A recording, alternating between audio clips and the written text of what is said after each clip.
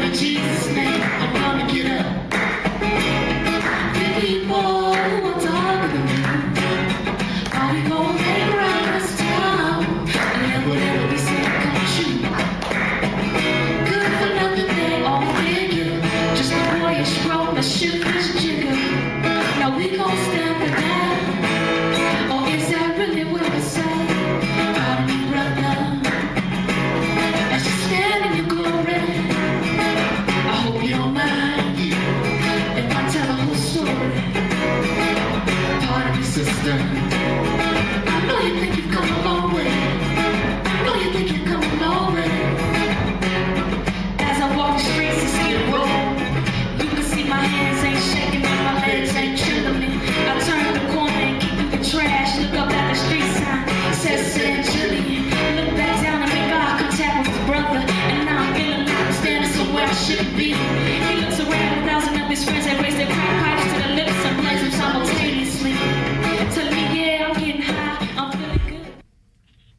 Darker Than Blue by Willis and Shantae of Positive Light Ministry. Welcome to the Coonran Report. May the peace and blessings of the life-giving creative spirit be upon you and upon your family. My name is Melvin Ishmael Johnson with my co-host Earlene Anthony, coming at you live from Skidrow Studios. Our call-in number is 800-893-9562. You can listen to us live or download our show and any past show by Googling in skidrow.la and hit Coonran Report. Now, this week on the Coonran Report, we'll be talking about downtown Skidrow and the homeless community with my special in-studio guest, Miss Michelle Autry. She's in the studio here. We're gonna be talking about the homeless situation. We're gonna be doing some open mic in the latter part of the show. Also sitting in with us in the studio, Bobby Buck, Lehigh Contreras, Simeon Duckworth. Welcome to the Coonran Report. Right on. Right on. Yeah. Now, before we get into an in-depth discussion of downtown Skidrow, first of all, welcome to the first show of the Coonran Report for the new year of 2014. Now, before we get into an in-depth discussion of the Coonran Report about downtown Skidrow and the homeless community, I would like to play a short 2-minute interview I did with some Skidrow community members and their thoughts on the Skidrow, and then we'll come back and discuss it. Yes, sir. I just want to make a comment. Since I came to the city of Los Angeles in 2007, and I asked a young lady when I got off the Greyhound bus station, where all the people hang out at. She said, down on Skid Row. And it was 2007 on June the 19th when I got off the bus. I never in my life a city like Los Angeles seen this many homeless people that down on Skid Row, living on the street, living on the sidewalk, and I gutted myself. The things I was doing is just like them, and I thank God the Lord delivered me from drugs and alcohol, that I'm in a program that want to help you get a roof on your head and you can move on. Yeah. Right next door. Yeah. It's a lot of resource. Yeah. A lot of people don't want to reach out, but I'm here. I'm willing to help somebody.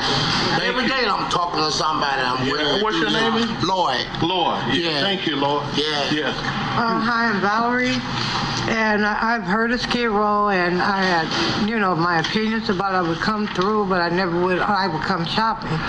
But the apartment building I was living in caught on fire, and I got referred here to the Union Rescue Mission.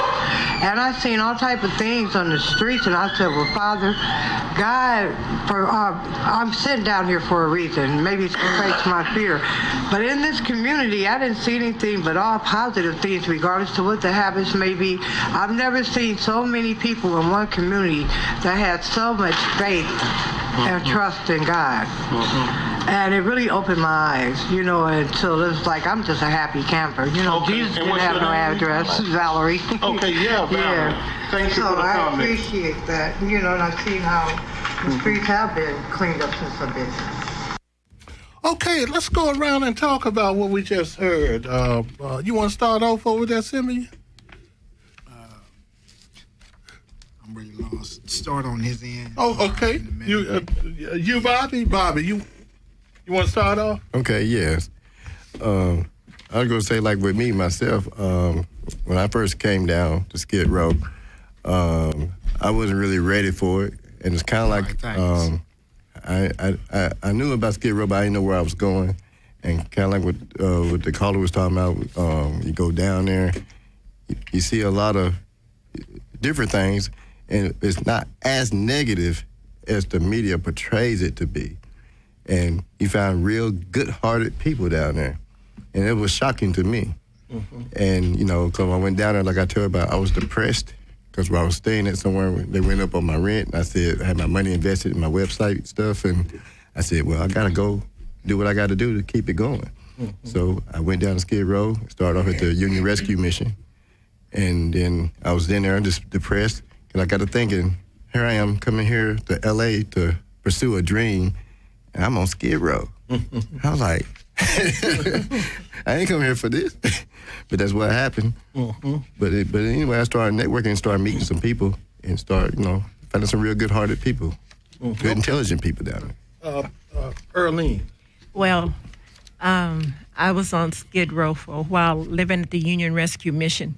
But people think Skid Row is something like a whole nother planet or, a nation or something, but it's just people just like any other place or say any other city or whatever. But the only thing, they're just gathered in one smaller area, a 4-block radius or whatever. But they're just normal people. A lot of them have lost their jobs. They're not all alcoholics or prostitutes or mentally ill. They're just people just like any other place. Like I say, they're just in a more compact area, and there are less activities and less things to do in Skid Row than maybe in other areas of communities. Okay. Lehigh, what are your thoughts on this? But I have gone only once, say all this community, I don't know, impressed me, A lot of people, I think, helping each other. They were given, like, free meals, like 4 spots, like that. They were doing, like, I don't know, playing basketball, giving free food, burgers and all that. Okay. Very nice, We're going to talk about that in details, because one thing that I want to do on this show tonight, because, see, when they talk about Skid Row and the downtown community and the homeless, just about when they talk about anything, they're talking about gangs and all this kind of stuff, they always talk about the problems. See, they talk about the problems so much. If everybody know the problems now. What we want to do is put our creative heads together and start asking ourselves about some possible solutions. And that's how come I'm so glad to have somebody like Michelle. I know Michelle is a community activist, but the one thing that always impressed me about Michelle, and I want to start emphasizing that more, is I think that Michelle is one of your greatest creative artists, writer, and spoken word artists that you got around here in Los Angeles, and most people should know about. She got quite a bit of work, but we'll talk about that later on. But Michelle, what are your comments on what we heard about the young man talking about his view of Skid Row when he came down? Well, quickly, I just want to say right back at you, because I'm so grateful. I always have to give thanks and praise in the Most High for such angels and saints like Melvin, Ishmael, Johnson, and Earlene, because they give a voice to the people that most are put in the trash, lost, people gave up. They give a voice so people can come up, tell their story, what it really is on the real. And this is one of the most productive legends that I know that's still living and writing and producing and getting recognized by NAACP. My story is that, it's just like a culture. Skid Row is now a disappearing culture. Because, see, what the white people and the rich people label as something negative, of course, anything predominantly black is going to be something negative, especially if it's in the street, and if it's, associated with drugs, and destitution like Skidrow is. But like Bobby said, it's a lot of good people. And none of those people, I don't see them no more. And it's a shame because I know that culture is engineered. Anytime those people, when I say those, I mean the gentry, the rich, the white, want sex, drugs, whatever they want, a body, melanin, they got it right on Skidrow. They created it. And what I know, a lot of people don't know, and the people that do know won't talk about. So that's why I'm an activist. And I feel for those people because I would be there if it wasn't for the Most High, and people like Melvin, people that helped me, because they mark people and put them in a box, and can't no way you get out but the Most High. That's a straight and narrow road out. They want to use you, put you there, and say they want to be there, and it's all engineered. Okay, now we're going to talk about that cause I want to dabble into some of that. But Simeon, you want to make a comment? Yeah, Skidrow is serious, and a lot of times we take things for granted. And I used to gang bang, and when I was a youngster, I took things for granted. But when you look at reality can slap you in the face real good. And also, I'm homeless, but I choose to be. And with anything else, we choose to have sex, we choose whatever, sell dope, smoke dope, drink, whatever. People choose to be homeless. And it becomes addictive when you don't want to obey and you want to follow your path.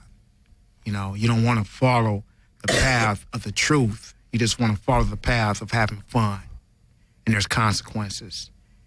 A wise man told me, grow up, Simeon. And put away toys. Put the toys away. And act like a true man and be responsible for everything that you say. Mm-hmm.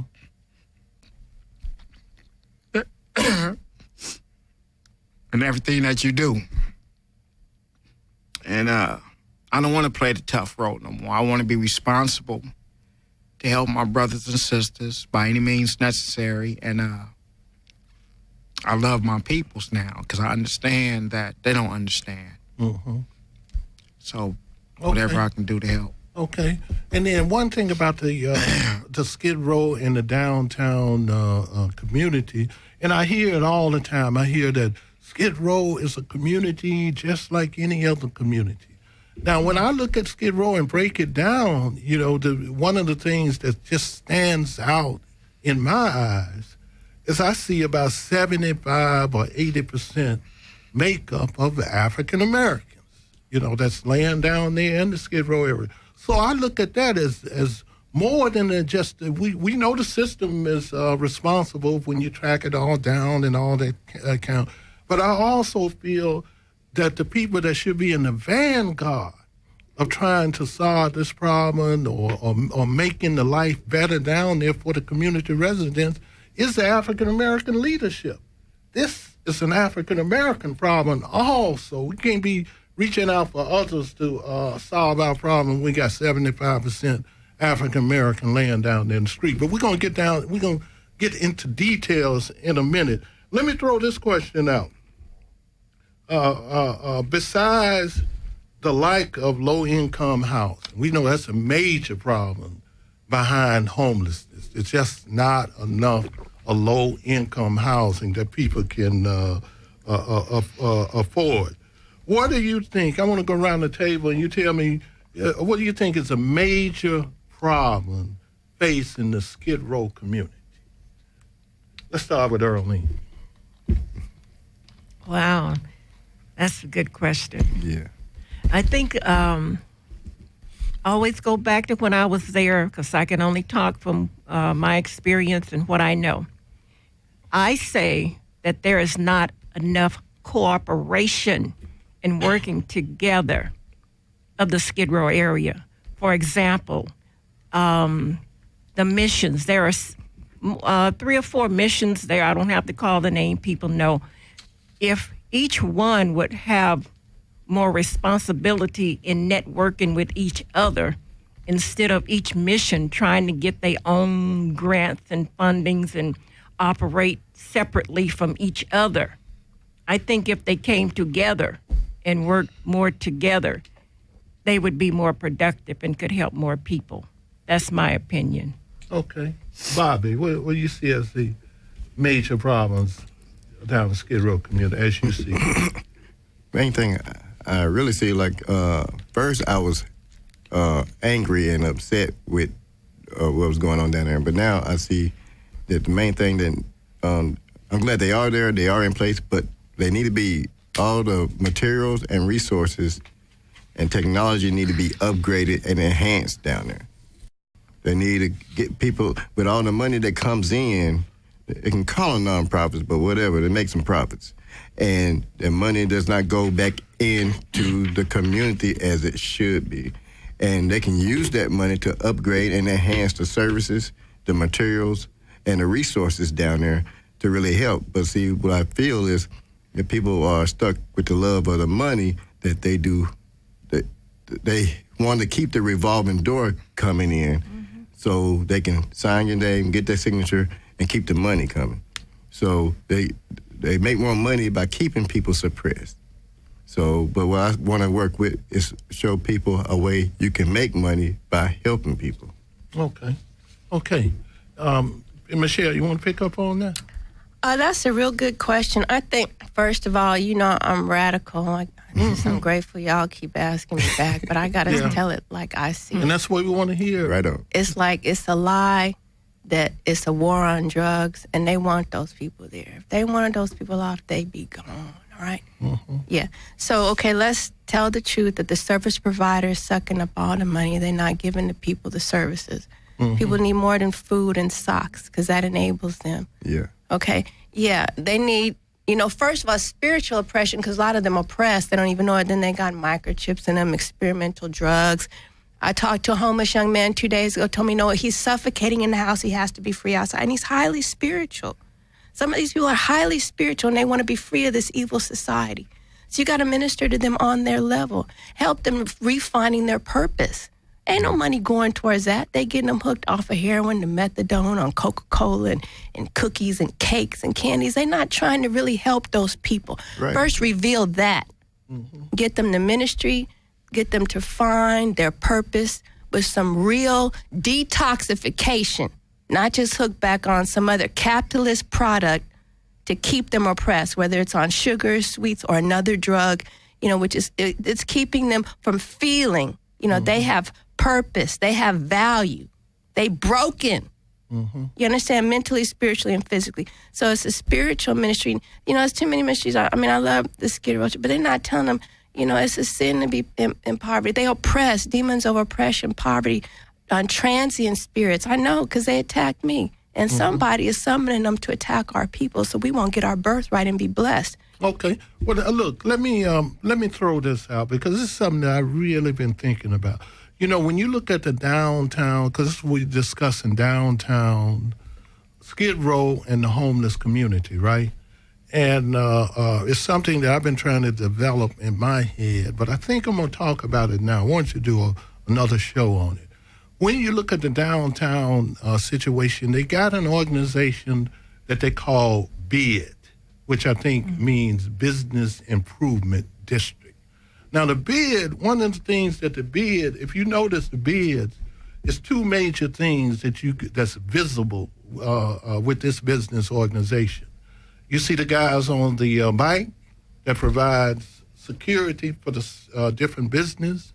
And then they had a cleaning crew that they take up on a regular basis. You see them up and down Main Street, not in the Skid Row area, up and down cleaning up and all like that. So, and how they make the BID come about, you know, you got different little BIDs in Arts District, downtown area. It's these different businesses chip in and they form a powerful organization, almost like a little union. You know, and they unify in their particular plans. So I always ask the question, just like what Michelle was talking about earlier, you got these huge missions and et cetera down here. You know, I'm not afraid to list names and stuff because I don't work for any of them. I'm talking about the Union Rescue Mission. I'm talking about the Wine Guard, the Midnight Mission, the L.A. Mission, the Fred Jordan Mission. You can just go down, and then the small community organizations down here. See, why don't we have a Skid Row Improvement Association where we putting some pressure on these people to get these huge budgets by using the homeless land down there? Why don't we have this where we can force some of these people to take a little piece of their money, create a Skid Row Improvement Association, and then you could start off, pay some people, you could create some jobs within the people programs in there, a couple hours a day, have them out there, keep clear. Skid Row should be just as clean as the rest of the city. Unacceptable to have trash and stuff all up and down the street, and then we got enough nerve to sit around here, our particular leadership, and say stuff like Skid Row is a community. If it's a community, it's not a kind of community that I visualize. I don't visualize no community with trash all up and down the street and drug addicts everywhere and stuff like that. We know what we're faced against. We got to be just as sharp and organized. That's what I mean about I want to get us away from concentrating so much on the problems and do what Bobby is talking about. It's the time to network and come up with some creativity. That's the only way we're going to be a power in that downtown area. Simon, you want to say something?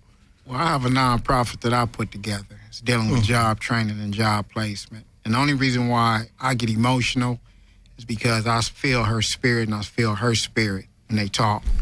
When you talk about homeless people, it hurts. Yeah. It hurts bad. Yeah. I'm very emotional in that area. But as far as the job training and job placement concerned, I'm dealing with voting, with votes. And the most two powerful things on the planet Earth, voting and a petition. I need petitions. So if I get enough petitions saying that they want my service, then it'll be a wipeout. Because I won't be looking for the government, the governor, or the city of L.A., the governor from Washington, D.C., or whatever.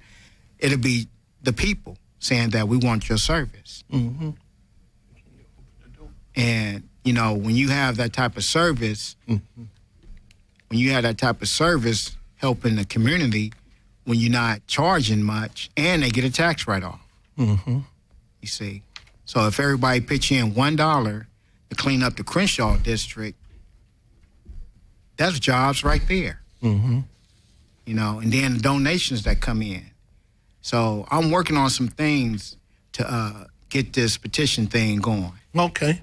Because it's very important. Because I always thought one of the weaknesses that people forgot about during the revolutions of the 60s, the culture revolution that was going on in the 60s, is that you had all different kind of people all over the nations that worked together. They networked, they came together for things that they saw evil.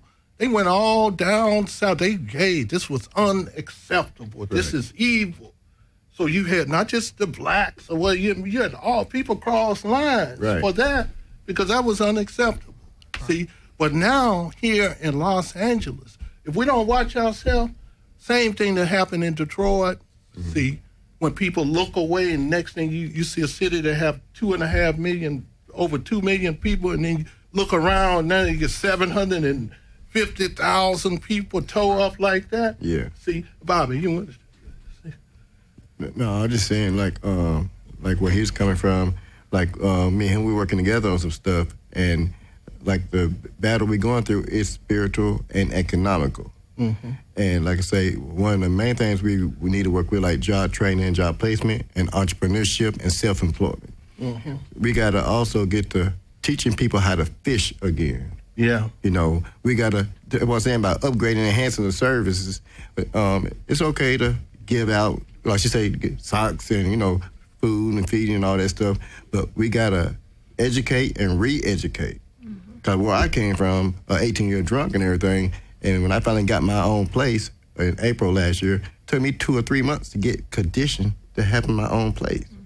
See, everything I went through, I went through it emotionally, and I know how to handle somebody else when I can say I feel your pain.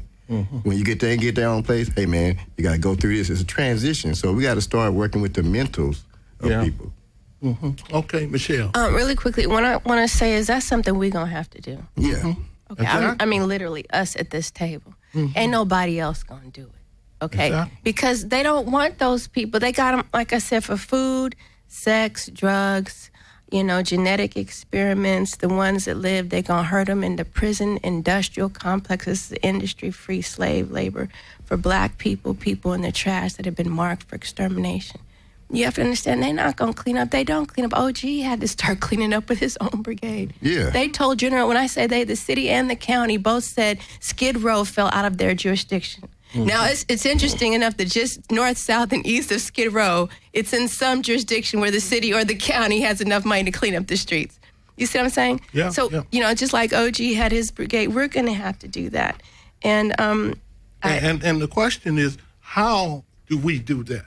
Well, Most High will make a way. Y'all here doing this. So where there's a will, there's a way. We have to regain this. It's a self-preservation.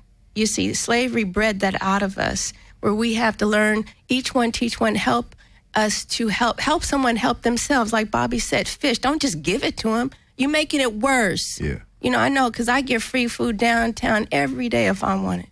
I get designer clothes. I know where to get. But what I'm saying is, it enables you because you start getting used to free stuff. Yeah, for real. And you got eventually we're going to have to learn to be competitive, or else we will not be here in 20 years. Yeah. So we're going to have to do that.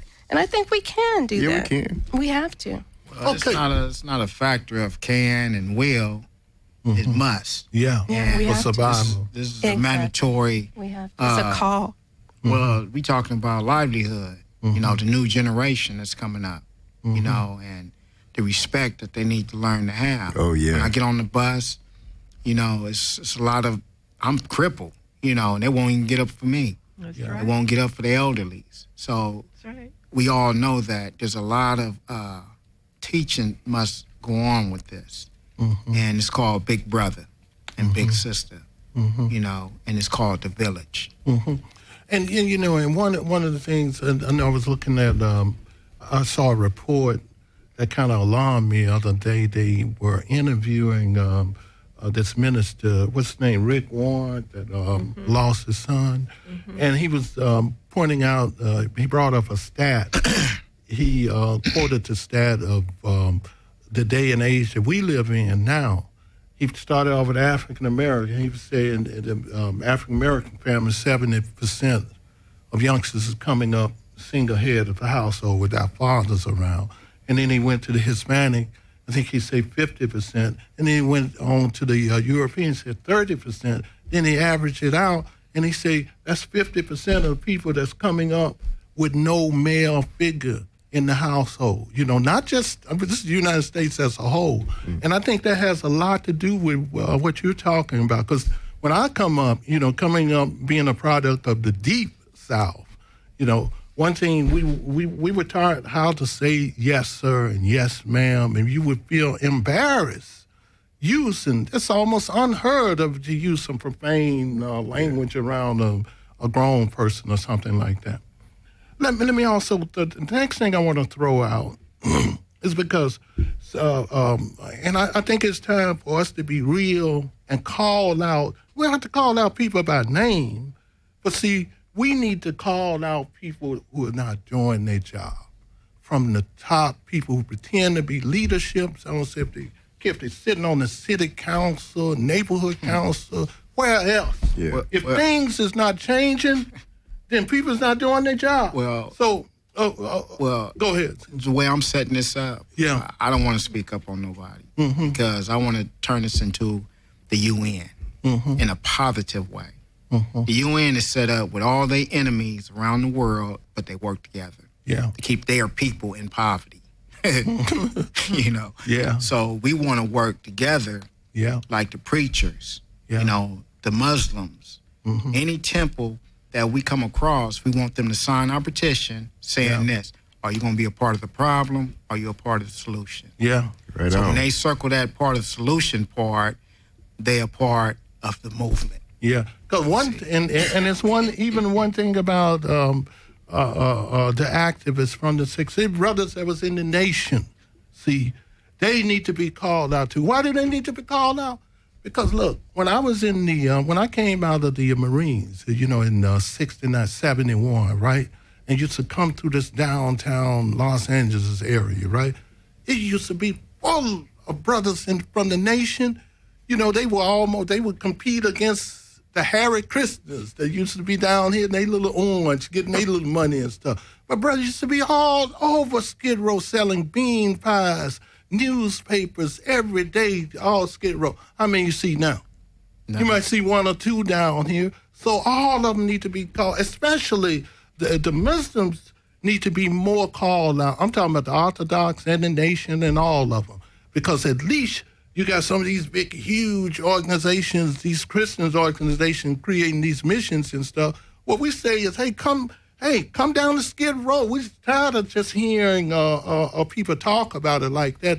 All these 3 major religions, they got a responsibility for creating a problem. They got a responsibility for helping us solve this problem also. Somebody else? But kind of like we working together, like we want to kind of, like say, not just call them out. We want to get people to work with us, like like say, like what I want to do with this movement. That's why I want to call it action. Like people say, faith without works, it's dead. So we got to start physically doing physical actions to help people. Yeah, and I definitely think you're right, because one of the things that happened to the community, they was able to segmentize and divide into so many different directions, fighting against each other. And I really think what you're doing with networking, making people work together on the things that they have in common, is the direction to head in. One more thing before we take a break for our community calendar, and I think this is important too. Police-community relationship.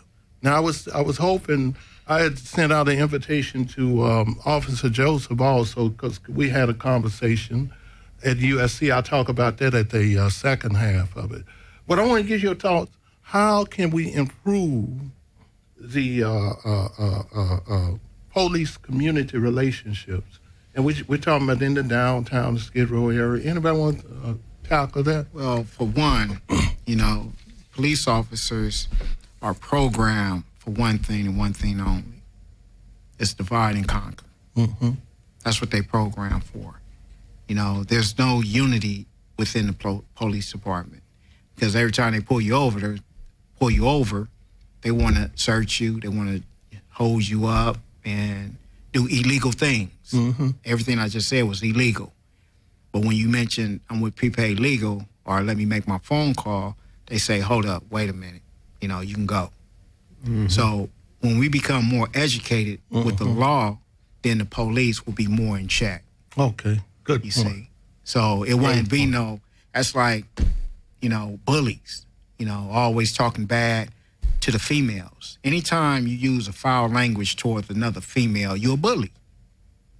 And you're a man talking negative to a woman. See, we want to talk about the police department. We want to talk about the Muslims, the churches, anything that's huge and big and have the knowledge and strength to destroy you, you're a bully.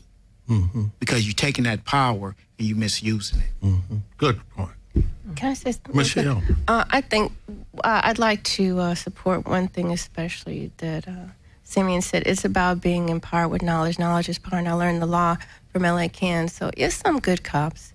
You understand, the police are told what to do, just like most people, especially now as we're, going more into this new world order where they're experimenting on mind control, mass manipulation, and population control with subliminal programming, medications, microchips. Everything is watched. We're watched. Yeah. Everything is controlled. And if you resist it, then they hunt you and go on a witch hunt and smear your image. I go through there and they label you a terrorist. So I'm going to tell you is the police are paramilitary. They're told what to do. So knowledge will prevent them from violating the civil rights. Because if you don't tell them, no, you do not have a right to search me without a probable cause or a search warrant, they're going to do it unless you tell them no. That's right. Especially if you don't have your video and witness. So that is true first. And then, having, open communication like LA Can does, and then also exposing it. Because you got some good cops, but they they told already, these are bad people, they the problems, get rid of the trash, clean up the streets, get rid of the... So, I realized that I have to pray more for them as well. And one thing I want to say, everybody's not going to be saved. I wish they could be. Earlene came up. A lot of people from Skidrow I know had degrees, went down. Thank God they were able to get back up. A lot of people fall. They don't get back up. But, the Bible says, see, don't be a weed. Because what happens to the weeds? Earlene, what happens? They're going to be gathered up and what? Mm-hmm. They're going to be burned. Yep. And God will let it happen for not using your gifts and talents. Mm-hmm. See, people are saying, the police, they're told what to do. But if we get out of the line and fire, you don't arm the police, especially in black communities, by being played by Klan cops and shooting your brother and your sister.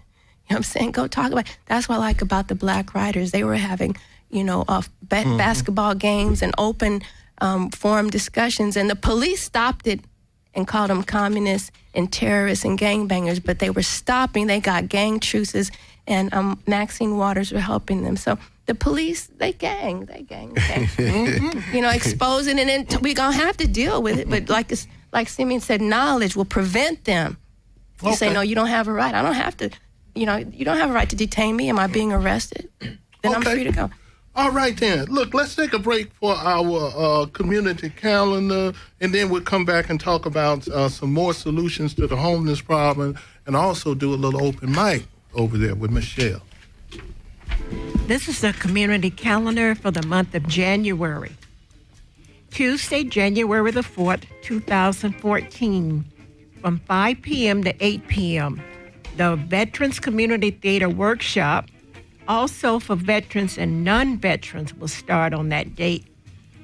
What we will be doing for this session, we'll have a 10-week session, which will consist of training stage managers, training productions assistants, and stage costumes assistants. Registration is $25, which will go for supplies and workshop materials and more.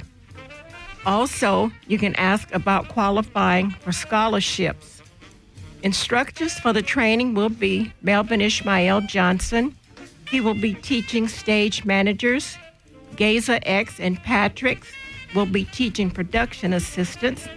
And Larva will be teaching stage costume assistant. Also, there are some other things to kick off this event. There will be one at the Southwest Library and one at the Roby Theater Company will be also a part of this event that's coming up on the 14th. And the event will be held, the workshop will be held at the Vortex, 2341 East Olympic Boulevard, and that's located at the corner of Santa Fe and Olympic. And for more information to register or pre-register, please contact Drama Stage 1 at yahoo.com or 213-908-6587. And again, that's Tuesday, January the 14th. The Veterans Community Theater Workshop will kick off for a 10-week session. This is a special event, Monday, January the 20th at 8 p.m.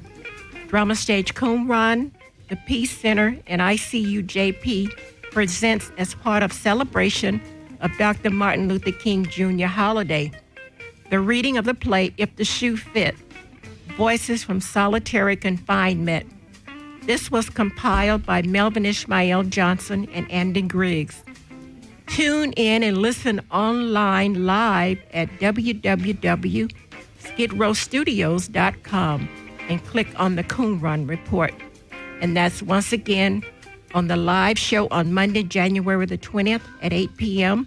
We will be doing a stage reading of the play, If the Shoe Fit.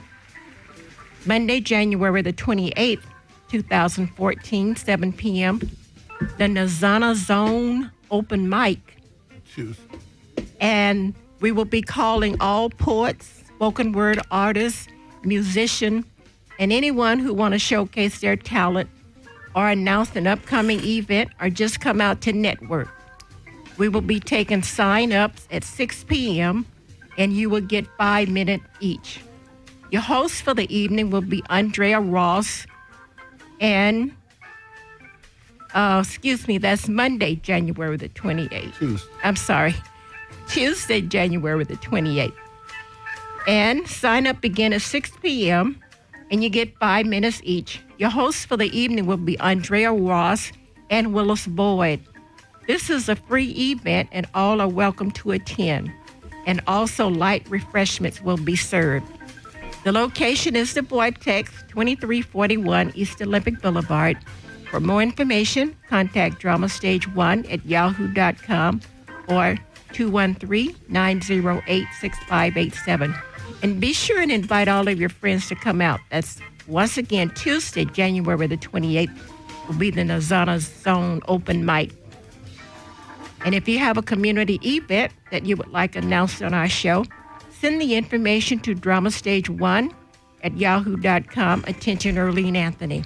And the call-in number for the show is 800-893-9562. Now back to our host.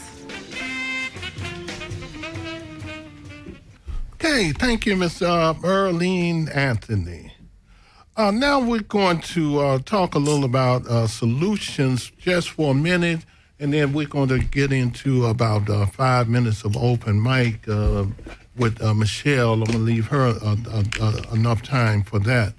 But during Homeless Awareness Week in November 2013, I participated in a discussion forum at USC about the homeless in the county of Los Angeles, and I offered a short 3 to 5 minute presentation entitled How to Solve the Homeless Problem. And I would like to read from that document and discuss it for a moment. Now, President Dwight D. Eisenhower warned about the military-industrial complex when he was getting ready to leave office. Michelle Alexander warned about the prison industrial complex. And I want you to keep in mind that there is also a homeless industrial complex. And what do I mean by that? The more resources that you feed into these complexes, whether it's the military industrial complex, the prison industrial complex, or the homeless industrial complex, the more it takes on a life of its own and become a bureaucracy. Now, the question is, how do you get this bureaucracy to transition and serve the need of the community? This is what you're going to have to figure out with all three of these, but especially with this emerging homeless industrial complex. Because if you don't, the more money that you put into this homeless industrial complex, you're just creating a bureaucracy. Because you're creating more jobs, you're creating people's livelihood is going to depend on keeping people in the street, keeping people homeless and mentally and all messed up like that. Now, what I suggested was a 2-step process in solving the homeless problem. Step 1, we must make the homeless problem the homeless veteran problem, simply because you got a huge percentage of the homeless that are veterans. And the federal government, which the military budget is the largest budget, the largest portion of the United States budget. So they got, not only do they have the money for that, but they owe these veterans that who they have traumatized in these war zones. So the first step is to make the homeless problem the homeless veterans problem. Then you get a think tank, right? You finance a think tank to figure out, to come up with a solution and plan for this homeless veterans problem. And then you roll out the solutions for the rest of the homeless population. Okay. Now, step 2 is you get to step 1 is something that is a long-term process. It's going to take some time for something like that. But step 2 is something that can happen immediately. They could get involved in this right now, the community activists, individuals in the community. We need to get these major religions, especially these 3 major religions, but all of these religious organizations, we need to get them to start buying or renting up all of this empty city property that we got around here. Develop programs and begin to bring people out of that Skid Row area, make them part of whatever organization, like what you're talking about. But networking is it's important in terms of that. That is something that we can make happen right now. See, because one thing about these 3 major religions, all of their religious prophecies, especially when it comes to Christians and the prophecy about the Messiah, talk about people in prisons, talk about the homeless. That's their obligation.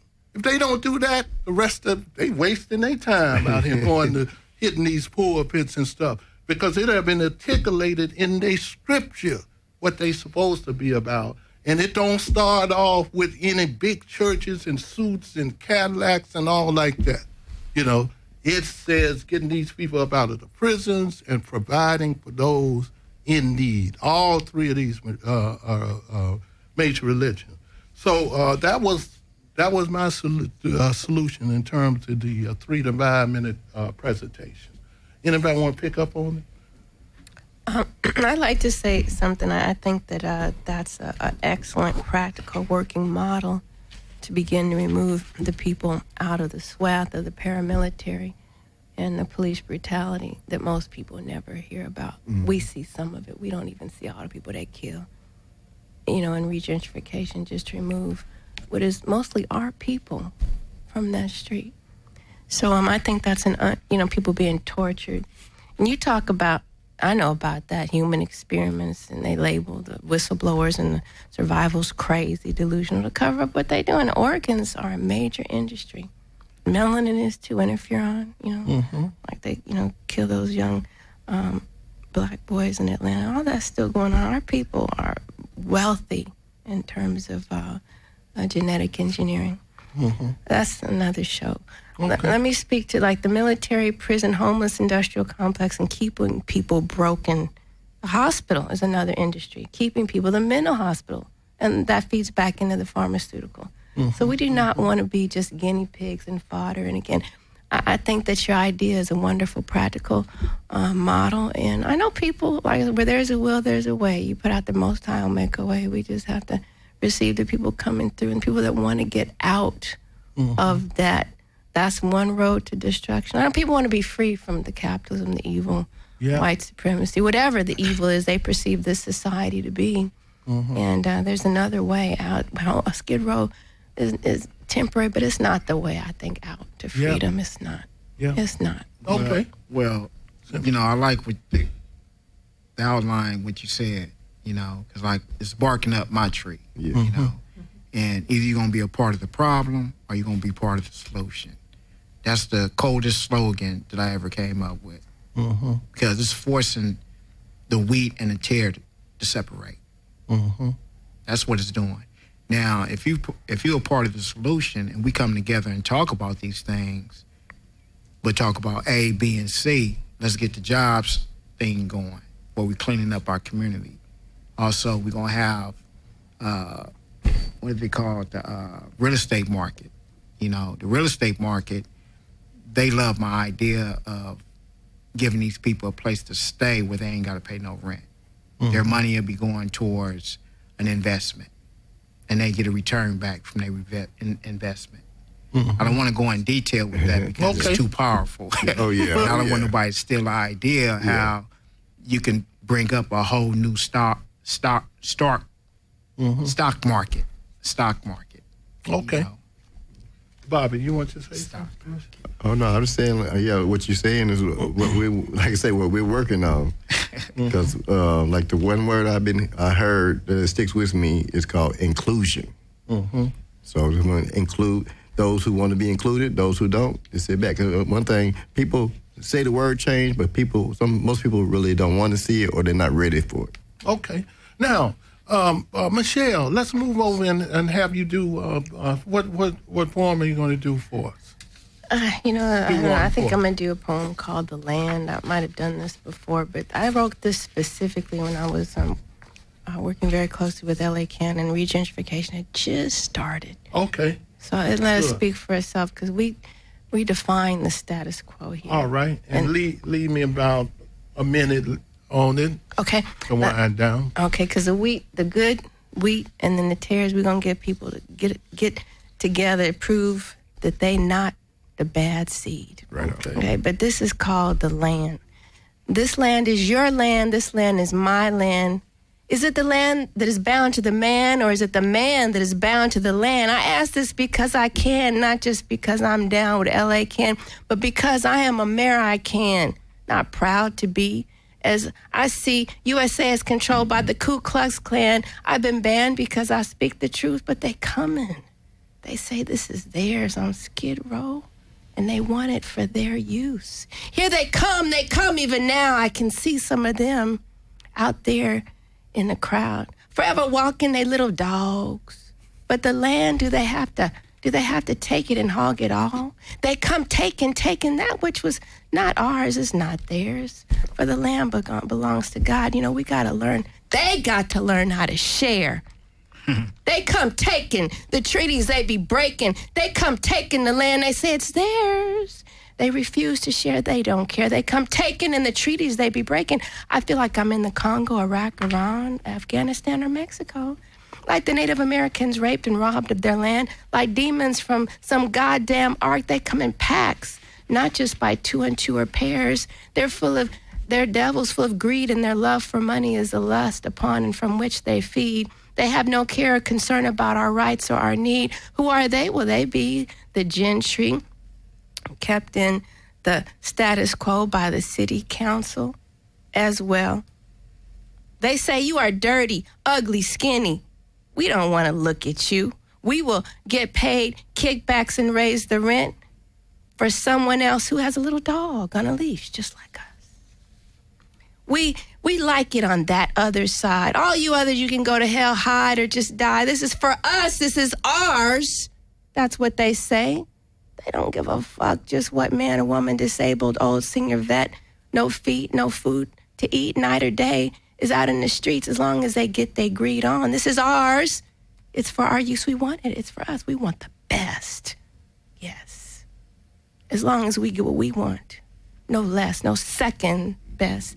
Now, there is the middle class, and only the rich and the rest, yet and still they call themselves good. Well, some have no heat, nothing to eat, nowhere to sleep, all because of their greed. I just don't know how they could sleep. They have no conscience, while some live in boxes. Well, they say, we are good, you are bad.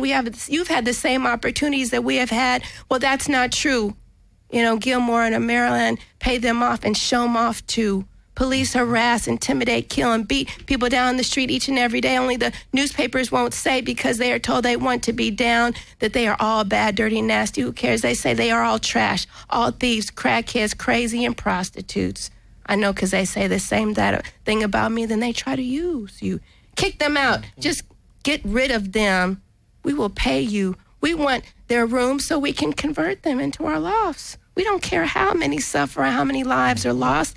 They are blocking. They must go no matter what the cost. They intimidate because of their hate. Bids, police all paid. SCI covers up the lies to justified homicides for the lives that they take each and every day on Skid Row, San Julian, and San Pedro. Old people, vets, disabled. Some ain't got no water, no heat, won't take their rent, or give receipts, just told to go out into the streets where the popo can kill them, covering up the sin.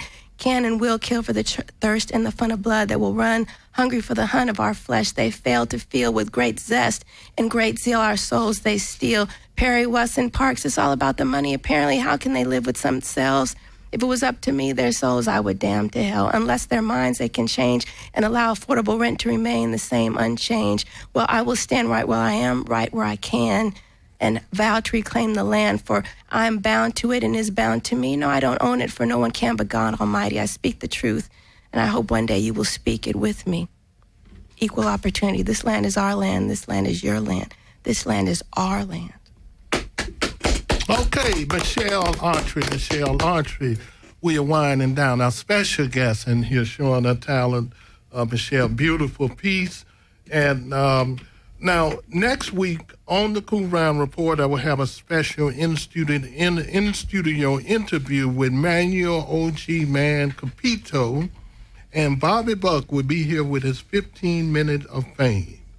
And I would like to extend special thanks to Michelle Autry, Bobby Buck, Lehigh Contreras. Didn't get a chance to say that much on and say, here, we're going to bring you back. Simeon Duckworth, really enjoyed this show. And to my co-host, Earlene Anthony, now please listen to past shows of the Coon Round Report on iTunes, Facebook, Stitcher, Tumblr, Googler, and Skidrow.la. Thank you for tuning in to the Coon Round Report. And from your host, Melvin Ishmael Johnson, may the peace and blessings of the life-giving creative spirit be upon you and upon your family. I leave you with the song that opened the show, Darker Than Blue by Willis and Shantae of Positive Light Ministry.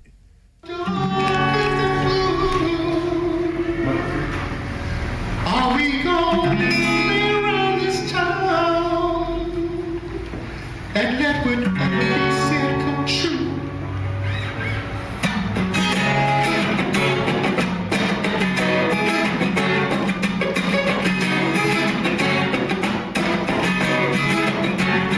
If you get off of me, I can get up if you wanna understand me. I can get up if you really wanna help me. I can get up, but in Jesus' name, I'm gonna get up. If you get off of me, I can get up if you wanna understand me. I can get up if you really wanna help me. I can get up, but in Jesus' name, I'm gonna get up.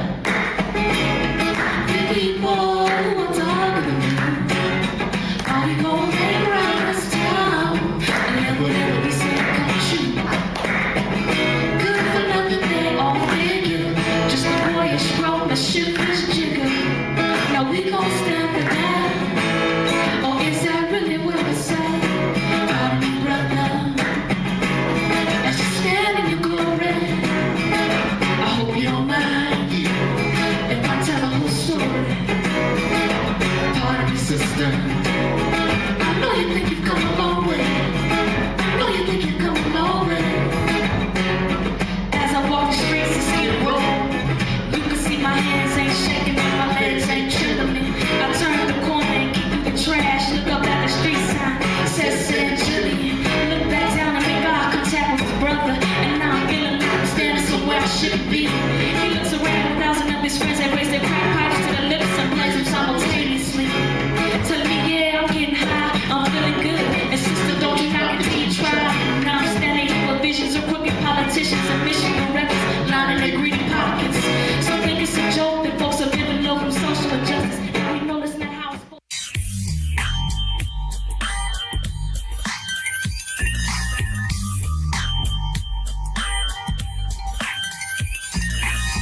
SKIDROW from the wall to the door.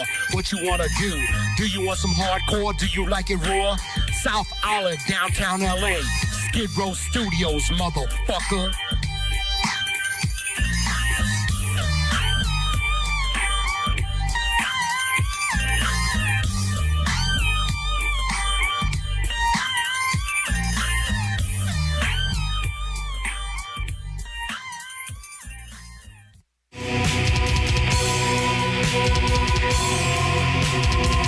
Many have tried to replicate, many have tried to imitate, but there's only one true underground show.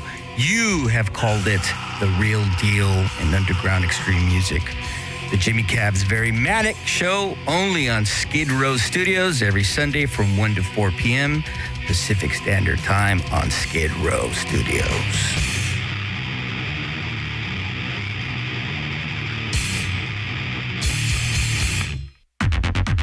Hello, this is Dark Mark of The Dark Mark Show, and here's my sexy co-host, Josie Cat.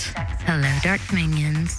Catch the lighter side of the dark side, your weekly freak show every Thursday night at 8 p.m. Pacific time, only on SkidrowStudios.com.